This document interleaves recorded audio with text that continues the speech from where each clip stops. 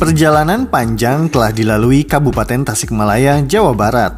Sudah berusia ratusan tahun, tapi daerah yang berada di wilayah Priangan Timur ini hingga sekarang tidak ada lampu stopan atau traffic light. Berkali-kali ganti nama daerah, namun masih termasuk wilayah yang luas dengan jumlah penduduk yang tembus sampai jutaan orang. Di antara kota dan kabupaten di Priangan Timur, meski sudah dimekarkan, Kabupaten Tasikmalaya termasuk daerah terluas dan berpenduduk terbanyak. Berikut ini adalah 5 fakta menarik yang ada di Kabupaten Tasikmalaya. 1. Berkali-kali ganti nama. Sebelum menjadi Kabupaten Tasikmalaya seperti sekarang, berdasarkan literatur sejarah, daerah ini semula berbentuk kabuyutan atau tempat kegiatan keagamaan pada masa pengaruh kebudayaan Hindu. Namanya Kabuyutan Galunggung. Pada tahun 1013 Saka atau 1111 Masehi, yang semula kabuyutan kemudian diubah menjadi kerajaan. Itu dibuktikan dengan ditemukannya prasasti Geger Hanjuang. Beribu kota di Rumantak, Kerajaan Galunggung dipimpin Dewi Citrawati dengan gelar Batari Hyang Janapati. Dari Kerajaan Galunggung kemudian berganti jadi Sukakerta. Sukakerta adalah cikal bakal Kebupatian Sukapura yang berpusat di Dayeuh Tengah atau daerah Salopa dan merupakan salah satu daerah bawahan dari Kerajaan Sunda Pajajaran yang berpusat di Pakuan. Setelah perjalanan yang sekian lama, pada tanggal 9 Muharram tahun Jim Akhir atau tanggal 26 Juli 1632, Sultan Agung mengangkat Umbul Sukakerta, Ki Wirawangsa menjadi Mantri Agung Bupati Sukapura. Raden Wirawangsa diberi otonomi untuk mengelola pemerintahan dan dinobatkan menjadi bupati dengan gelar Raden Tumenggung Wiradadaha I. Tak lama berselang, ibu kota kabupaten dipindahkan ke Sukapura, tepatnya di Lewilowa yang sekarang masuk Kecamatan Sukaraja. Pada tahun 1913, pemerintah Hindia Belanda mengukuhkan Tasikmalaya menjadi nama kabupaten menggantikan Sukapura. Momentum perubahan nama ini diabadikan dalam sebuah moto Tasikmalaya Sukapura Ngadaun Ngora yang bermakna Tasikmalaya adalah Sukapura baru.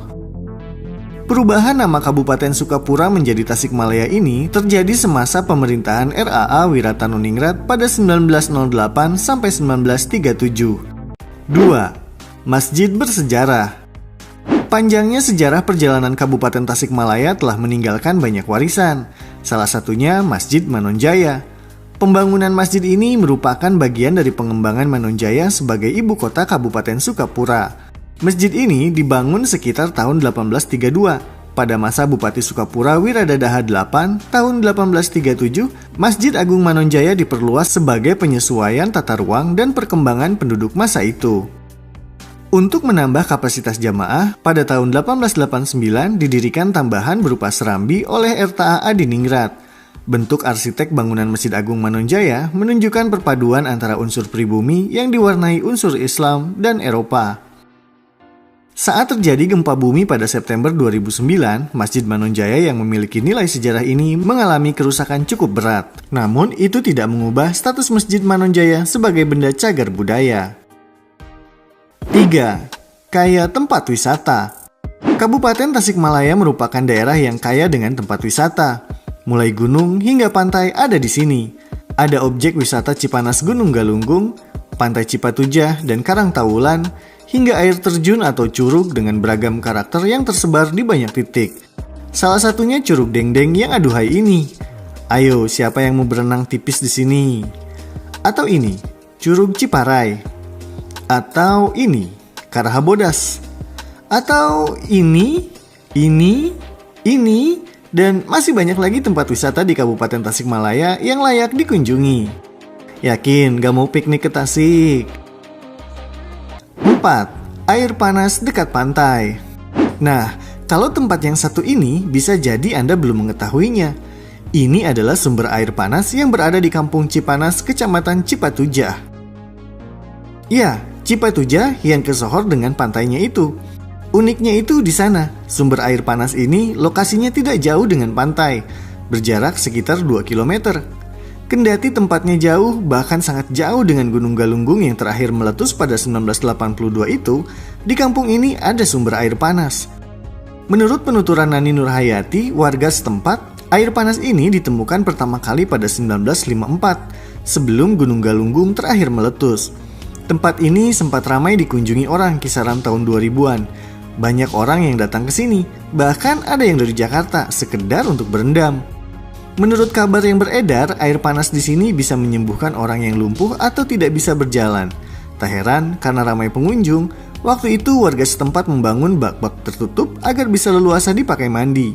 Tapi kini kondisinya memang kurang terawat karena pengunjungnya tidak sebanyak dulu. 5. Tidak ada lampu stopan. Kabupaten Tasikmalaya bukanlah daerah yang baru terbentuk kemarin sore. Seperti dijelaskan di atas, Kabupaten Tasikmalaya telah melewati perjalanan yang sangat panjang dan sudah berkali-kali ganti nama. Bahkan hari jadinya pun pernah berganti tanggal.